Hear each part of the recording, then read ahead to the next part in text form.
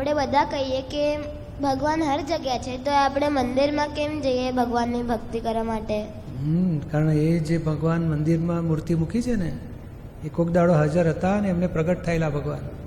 જેમ દાદા ભગવાન કહીએ છીએ તો કે અંદરવાળા દાદા ભગવાન એમને પ્રગટ થયેલા. તો કે એમને યાદ કરીએ તો આપણને ખ્યાલ આવે કે આપણી અંદર છે ભગવાન, એમને આવરણ તૂટશે તો આપણને પણ ભગવાનનો સાક્ષાત્કાર થશે.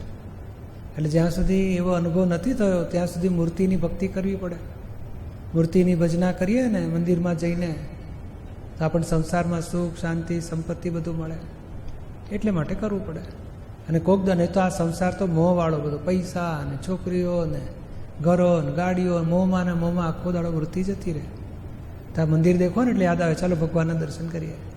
ભગવાનને યાદ કરીએ એટલે આપણને થાય કે અમારે મારા અંદરવાળા ભગવાનની ઓળખાણ બાકી રહી છે. એટલે આપણી મોહ ઓછો થાય ને જાગૃતિ વધે.